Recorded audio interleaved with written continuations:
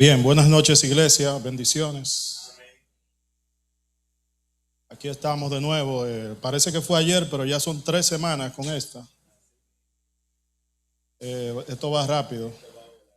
Pero recuerden que este mes tiene 5 martes, o sea que todavía faltan 2 después de hoy.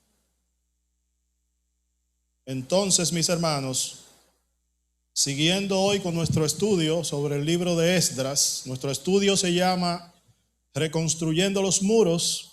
Estará dividido en dos estudios, dos meses. El primero, que es el que está en curso, es el de Esdras, y luego el mes próximo empezaríamos con Nehemías. Hoy continuamos con nuestra tercera sesión. La semana pasada nos habíamos quedado justamente en el inicio de la reconstrucción del templo, que fue 2 años después de que los judíos regresaron de Babilonia. Es decir, ellos regresan del exilio, se toman 2 años para, digamos que preparación espiritual, para retomar la adoración y el culto y retomar esa comunión corporativa con Dios. Luego de esos 2 años sabáticos, ellos inician la construcción del templo. Y nos quedamos la semana pasada justamente en el capítulo 3, al final del capítulo 3, cuando ya se echaron los cimientos del templo. Y leíamos ahí cómo la risa de los jóvenes se confundía con el llanto de los ancianos al ver los cimientos de un templo que, si bien era una bendición, era un regalo de Dios para esa nueva generación que nunca había visto un templo. No es menos cierto que para esos ancianos se les despertaba cierta nostalgia al recordar la grandeza y la majestuosidad del templo anterior, del cual este no era ni la sombra. Como les había dicho, hermanos, al final del estudio pasado, los que pudieron estar aquí o los que lo vieron por la transmisión, este proyecto de reconstrucción del templo, no fue color de rosa. No fue como que ellos regresaron, empezaron a trabajar y todo salió bien. Todo lo contrario. El proceso fue complicado. Hubo mucha gente que no vio con buenos ojos el hecho de que ellos regresaran de la cautividad y que retornaran a Jerusalén y se pusieran precisamente ellos, los exiliados, los de la dispersión, que vinieran y que sean ellos los que empezaran a trabajar en la edificación del templo. Ciertamente, hermanos, esta reconstrucción tuvo mucha oposición y fue una oposición muy voraz, muy fuerte, una oposición que en ciertos momentos daría la impresión de que Dios se olvidó de su promesa. El que no tiene esa fe ferviente pudiera pensar que Dios cambió de opinión, que Dios se había olvidado de esas promesas de Jeremías cuando decía que ellos ciertamente regresarían, que Dios lo visitaría, los haría regresar y que levantaría nuevamente su templo. La oposición, hermanos, fue bastante fuerte y hoy vamos a ver cómo se dio esto. Esta oposición se registra en el capítulo 4 de Esdras. Lo pueden ir buscando ahí. A este estudio lo hemos llamado oposición terrenal, promesas eternas. Oposición terrenal, promesas eternas. Hay un contraste ahí, muy interesante. Esdras capítulo 4. Antes de empezar a leer, es necesario que les explique algo sobre este capítulo, porque es muy importante. Miren, este capítulo 4 de Esdras es muy confuso. Si se lee, o sea, si no se hace una lectura informada de este capítulo, es casi seguro que no lo vamos a entender. Este capítulo presenta, el autor Esdras nos presenta la oposición que recibió la obra de reconstrucción del templo El problema es que él no lo hace de una manera simple y lineal, sino que nos presenta, no sé si han visto películas en las que se presentan diferentes líneas de tiempo. Esas películas de Quentin Tarantino, por ejemplo, que presentan el tiempo presente y en otra escena presentan ya sea algo que sucedió en el pasado o algo que sucedería en el futuro. En este capítulo de Esdras se nos presentan 3 líneas de tiempo en ese mismo capítulo, en el capítulo 4. Por eso yo les exhorto, si de verdad están interesados en entender este capítulo, no solamente que presten atención, sino que si tienen la oportunidad y tienen con qué, tomen nota en este estudio. ¿Cuál es el propósito de Esdras aquí? Mostrar la oposición constante, importante, constante, que tuvo que enfrentar la reconstrucción a lo largo de la historia.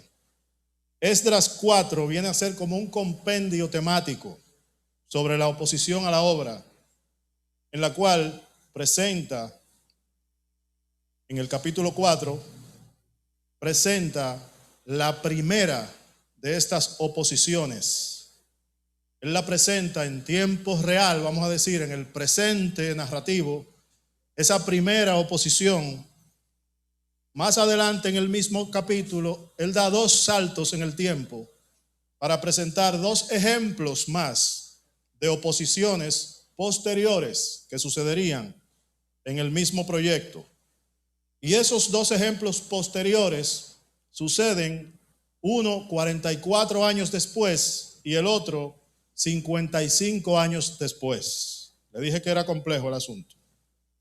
Y luego de esto, así como si nada, él regresa en el mismo capítulo a su línea de tiempo, a la línea de tiempo que hemos estado estudiando.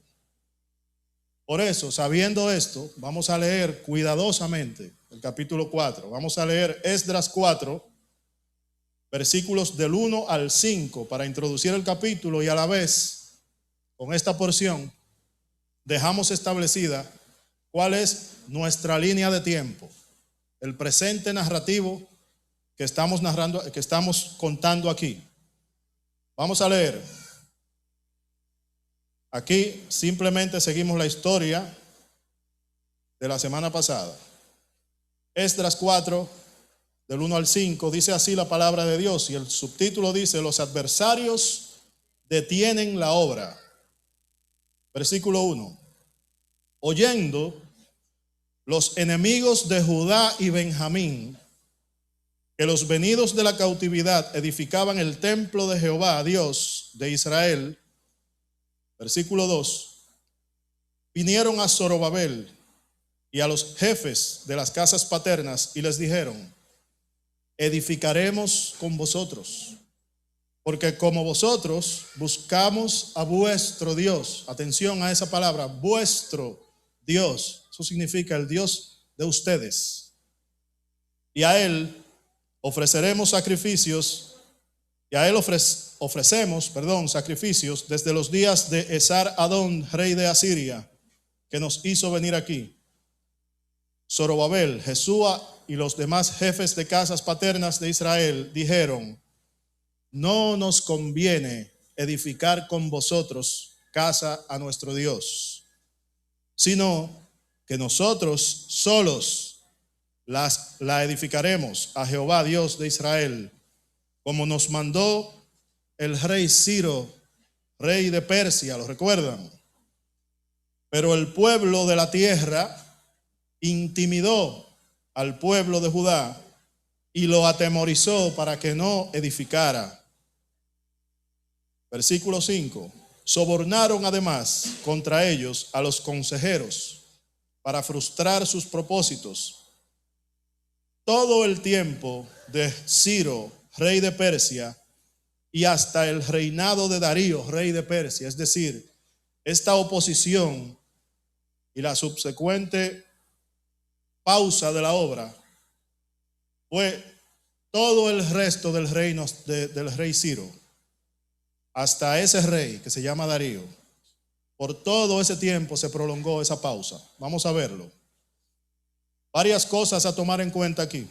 en esta porción que acabamos de leer. Primero, ¿quiénes eran esos enemigos de Judá y Benjamín que menciona el versículo 1? Esos enemigos de Judá y Benjamín, es decir, enemigos de las tribus de Judá y Benjamín, si tienen buena memoria, esas son las tribus del sur, las que se asentaron en lo que se llamó Reino del Sur o Reino de Judá. Las otras 10 tribus se fueron al norte y formaron el ya caído en ese tiempo Reino del Norte.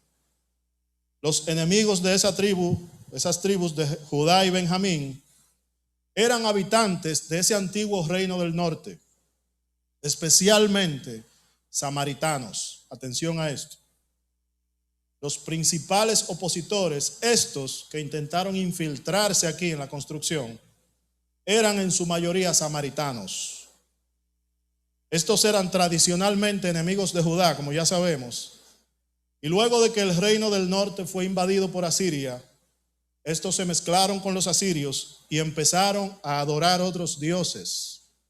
No abandonaron del todo la adoración a Jehová, sino que la mezclaron, hicieron lo que se conoce como sincretismo religioso. Miren, incluso, si ustedes observan, hay una palabrita que le dije que le presten atención ahí, que ellos utilizan cuando se refieren a Dios. Estos opositores, ellos dicen vuestro Dios. ¿Notaron eso? Ellos no dicen Dios o el Dios o el único Dios. Ellos dicen vuestro Dios. Es decir, el Dios de ustedes. Por eso es que Zorobabel, Jesúa y los demás declinan esa ayuda, no la aceptan. ¿Por qué? Porque ellos son fieles a Dios, al único Dios verdadero, y no quieren mezclarse con estas personas porque saben de antemano de que ya esas personas no son fieles a Dios. Ellos se refieren a Dios como vuestro Dios, es decir, que desde su perspectiva, ese es solamente uno de tantos dioses. Por eso la respuesta de ellos es, no es que no queremos edificar, ellos dicen, no nos conviene edificar con vosotros casa a nuestro Dios. Miren cómo lo resaltan ahí. Sin embargo, hermanos, esta gente no solamente eran muchos, sino que estaban en su tierra, en su lugar, porque a pesar de que los que regresaron del exilio estaban en su tierra natal, pero ellos eran recién llegados, en cierta forma. Esta gente, estos opositores, se habían criado en esa zona, conocían todo por ahí, tenían relaciones, tenían contactos, y lograron, valiéndose de esas relaciones y esos contactos, como dice bien ahí, lograron sobornar a los consejeros. Es decir, esos consejeros que ellos sobornaron eran funcionarios, autoridades locales. Recuerden que en ese tiempo, a pesar de que ellos regresaron del exilio, todavía esa tierra estaba bajo el dominio del reino persa. Todavía eso era una provincia persa y por ende tenían autoridades designadas allí, tenían gobernadores, consejeros. Pues esta gente soborna a estos consejeros y consiguen en este caso detener la obra. Imagínense, hermanos, la impotencia y la frustración de estos judíos al ver que después de 70 años de exilio, ellos regresan porque Dios les hizo una promesa. Ellos ven la promesa de Dios cumplirse en la forma de un decreto real que les permite regresar y les autoriza la reconstrucción del templo. Ellos se toman su tiempo para prepararse espiritualmente, duran 2 años preparándose. Y cuando deciden iniciar haciendo las cosas en el tiempo de Dios, entonces reciben este choque de frente con la realidad que les hace pensar, imagino, que Dios en ese momento los había abandonado, que Dios había olvidado sus promesas. A raíz de esta oposición, hermanos, la obra de construcción del templo se detuvo nada más y nada menos que 16 años. El versículo 5 dice: todo el tiempo de Ciro, rey de Persia, hasta el reinado de Darío I, rey de Persia. Es decir, todo el tiempo que le restaba de vida y reinado a Ciro, más otro rey que hubo de por medio, más la llegada del rey Darío de Persia. Todo ese tiempo estuvo detenida la obra. Aquí entonces, hermano, atención a esto, aquí se complica. Aquí el autor da el primer salto en el tiempo. Se sale de la línea de tiempo original de la narración y da un salto más de 40 años adelante. En el versículo siguiente que vamos a leer, versículo 6, presten atención a eso, no estamos en la misma línea de tiempo. Ahí nos ubicamos 44 años más tarde de lo que acabamos de leer. Y luego de ese versículo, el versículo 6, el versículo 6, que es el siguiente, es solo el primero de dos saltos de tiempo. Luego vendrá otro, lo vamos a ver. Vamos a leer el versículo 6. Esdras 4, versículo 6, dice así la palabra de Dios. Y en el reinado de Asuero, ven, ya aquí hay otro rey. Y en el reinado de Asuero, en el principio de su reinado, escribieron acusaciones contra los habitantes de Judá y Jerusalén. No nos vamos a detener mucho en ese episodio, para que no nos salgamos de el hilo conductor del estudio. Simplemente vamos al contexto.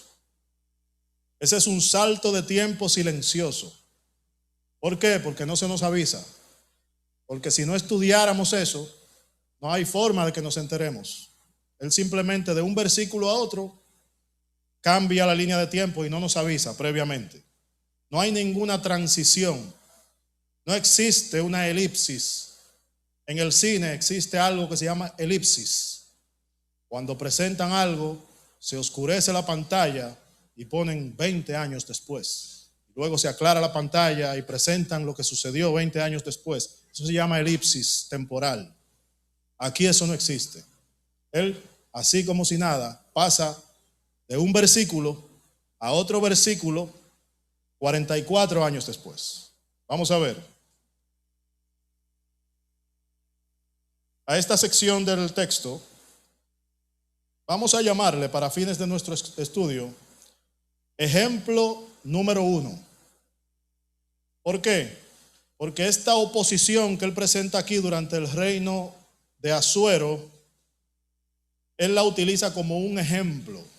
Es decir, él nos habla de lo que sucedió en el tiempo que estamos estudiando, de esa oposición, de esos llegados del norte que intentaron infiltrarse en la construcción.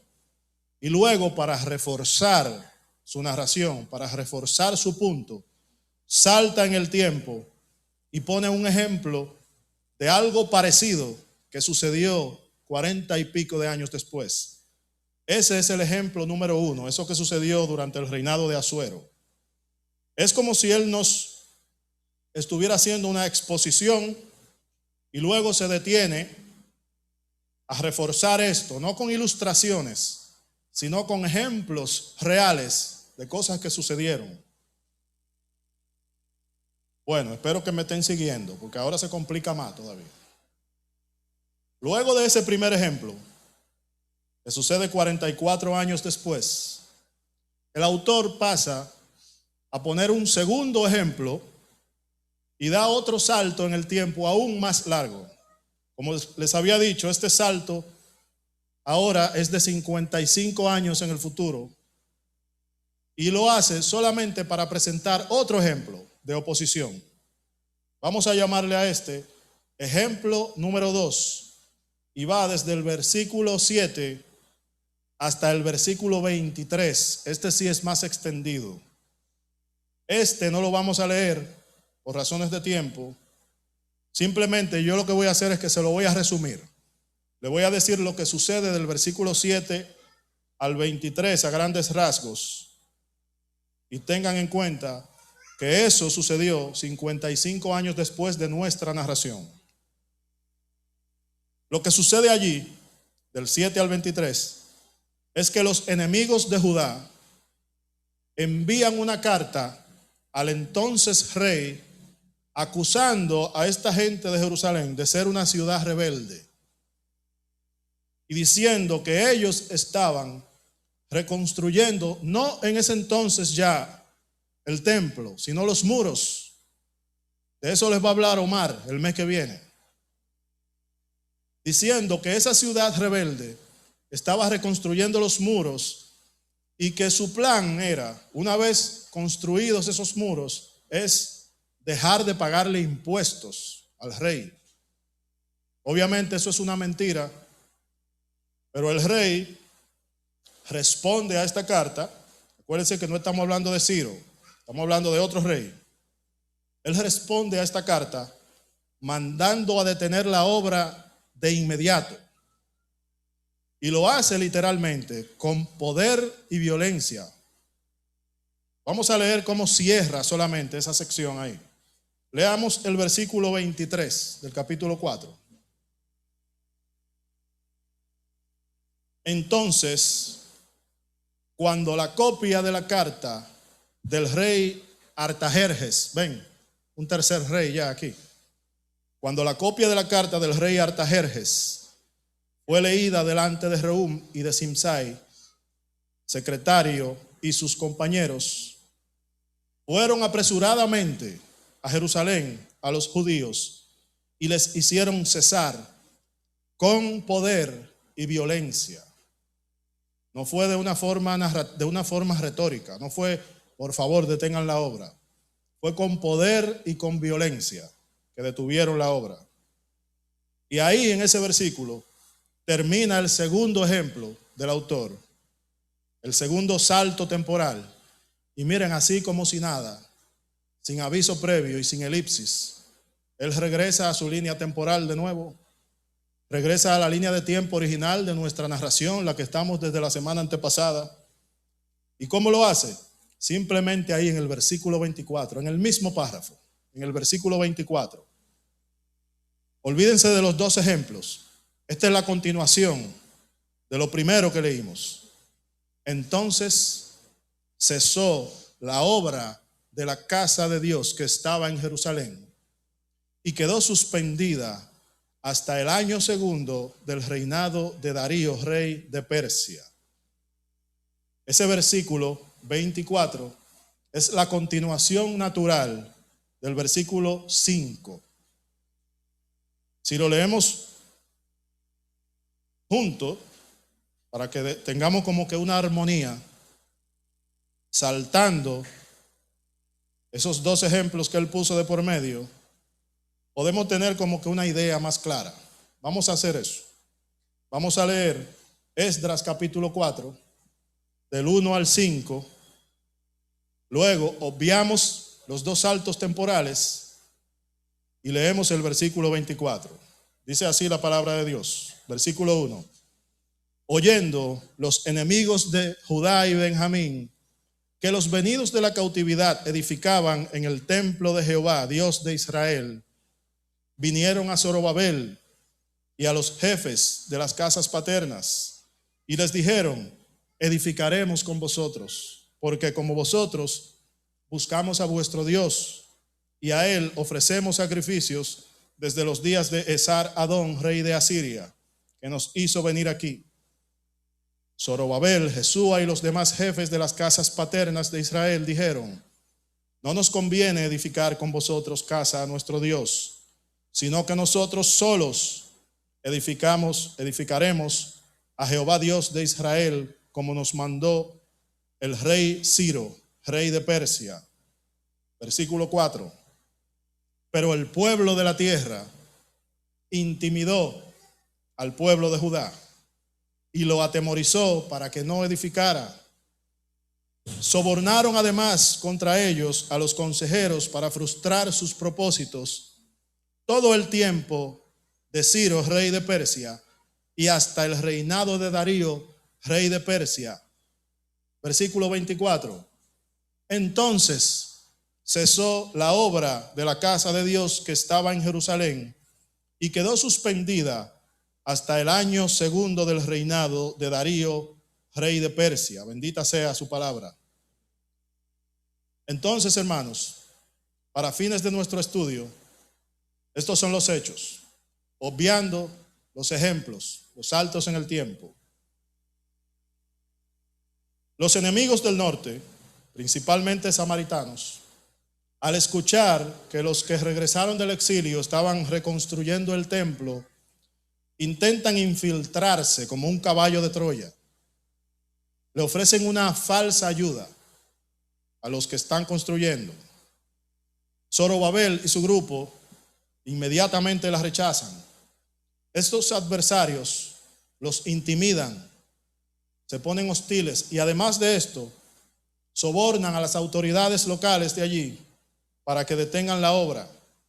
Ellos logran su cometido. La obra se detiene por alrededor de 16 años. Específicamente queda suspendida hasta el segundo año del reinado de Darío I, rey de Persia. Y ahí termina el capítulo 4. El capítulo 4, hermano, nos enseña que el enemigo trabaja de una forma incansable para intentar detener la obra de Dios. Y para esto utiliza ¿a quién? Utiliza personas que a su vez se dejan usar por el enemigo. Es una oposición terrenal, pero es una oposición terrenal contra promesas que son eternas. No hay que ser un genio para saber cómo termina eso. Este capítulo, hermanos, es una narración y a la vez es una advertencia a todos nosotros, servidores de Dios, de que mientras estemos en este mundo sirviéndole a Dios, ciertamente, hermanos, habrá oposición. No podemos olvidarnos de ello. Mientras caminemos en este mundo, habrá, como siempre ha habido, oposición a la obra de Dios. Pero sin embargo, hermanos, esta oposición puede hacernos tropezar, puede hacernos resbalar, puede detenernos por un tiempo, puede poner a prueba nuestra fe, poner a prueba nuestro carácter, pero nunca ha podido y nunca podrá anular el propósito de Dios. Porque el propósito de Dios, a diferencia de esta oposición terrenal, es un propósito eterno que va por encima de cualquier voluntad humana. Así tenga influencia de Satanás y sus demonios. La evidencia de esto que les estoy diciendo la podemos ver inmediatamente en el capítulo 5. El capítulo 5 es una continuación natural de nuestra línea de tiempo original. En el capítulo 4 ya sabemos que la obra se detuvo por 16 años. Ahora en el capítulo 5 vamos a ver cómo Dios se manifiesta nuevamente. En esta ocasión Dios levanta dos profetas que ustedes habrán escuchado por ahí. Uno se llama Ageo y el otro se llama Zacarías. Ageo y Zacarías, en el capítulo 5 de Esdras, vendrán a ser protagonistas. Tienen un papel central en ese capítulo, en esta parte de nuestra historia. Son dos profetas que asumen el papel de motivadores, tanto para los líderes, Zorobabel, Jesúa y los demás, como para el pueblo. ¿Para qué? Para que en medio de esta crisis no sean completamente amedrentados por la oposición y que despierten la fe y se pongan nuevamente a trabajar en la reconstrucción del templo. En medio de una nueva crisis, ya no en el exilio, sino en su propia tierra. El pueblo necesita la palabra de Dios, necesita palabra profética de Dios. Y Dios no se hace esperar. Dios levanta profetas en medio de esta necesidad espiritual. Vamos a leer el inicio del capítulo 5. Los que tienen su Biblia física, ven ahí el título que dice reedificación del templo. Y dice así de inmediato, versículo 1. Profetizaron Ageo y Zacarías, hijo de Ido, ambos profetas, a los judíos que estaban en Judá y en Jerusalén, en el nombre del Dios de Israel que estaba sobre ellos, subrayen eso. Entonces se levantaron Zorobabel, hijo de Salatiel, y Jesúa, hijo de Josadac, y comenzaron a reedificar la casa de Dios que estaba en Jerusalén. Y con ellos los profetas de Dios que les ayudaban. Bendita sea su palabra. Aquí vemos a Ageo y Zacarías profetizándole a los judíos para reavivar ese fuego de su espíritu que aparentemente está dormido. 16 años de oposición, 16 años de esa obra de reedificación del templo detenida en los cimientos. Estos profetas los motivan para que concluyan lo que empezaron en el nombre de Dios. Podemos ver el llamado de los profetas. Esa porción que leemos se puede dividir en dos partes. Primero, el llamado de los profetas, Ageo y Zacarías, en el versículo 1, ese es el llamado. Y en el versículo 2, de inmediato vemos la respuesta a ese llamado, de una forma aparentemente instantánea, entre comillas. De un versículo a otro, llamado profético, respuesta. Vamos a meditar un poco en el versículo 1.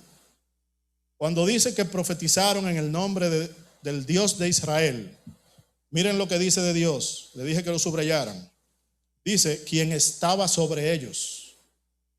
Y eso es importante, porque con una obra detenida por 16 años, a causa de esta oposición ferviente, cualquiera pensaría que Dios no estaba sobre ellos, que Dios se había desentendido de esta obra, que quizá Dios se había enojado con ellos por algún motivo y los había abandonado simplemente. Humanamente pudiéramos pensar eso.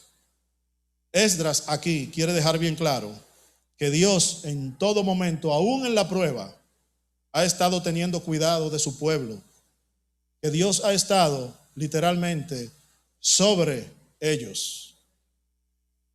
Vamos a ver una pequeña porción de algo que no está ahí en ese pasaje. Vamos a leer un poco específicamente las palabras que les dijeron a Ageo y Zacarías a ellos, para que ellos reaccionaran así de manera aparentemente instantánea. Tuvieron que haber sido palabras muy poderosas. ¿Ustedes no creen? Vamos a ver, no podemos leerlo todo, pero vamos a ver algo importante, una pequeña porción de cada uno de ellos. Obviamente no está en el libro de Esdras. Aquí tenemos que hacer una referencia cruzada. Es decir, tenemos que buscar en otro libro. Vamos al libro de Ageo. Sería bueno que lo proyectemos. Libro de Ageo, capítulo 1, versículos 7 y 8. Cuando lo tengan, pueden decir amén para que vayamos en armonía. Dice así la palabra de Dios a través del profeta Ageo, hablándole al pueblo que estaba dormido, estaba amedrentado. Así ha dicho Jehová de los ejércitos: meditad sobre vuestros caminos. Atención, versículo 8. Subid al monte y traed madera y reedificad la casa, y pondré en ella mi voluntad y seré glorificado, ha dicho Jehová. Bendita sea su palabra, hermanos. Esto es grande y poderoso. Y Zacarías, el segundo profeta mencionado, en ese mismo contexto, hermanos, en el capítulo 4 de su libro, pueden irlo buscando, Zacarías 4, Zacarías tiene una visión extraordinaria, un éxtasis. En medio de su visión, Zacarías ve 2 olivos y un candelabro de 7 lámparas. Zacarías, maravillado ante esta visión, le pregunta a Dios: ¿y qué es esto, mi Señor? Dios le responde, Zacarías 4:10, ¿no sabes lo que es esto?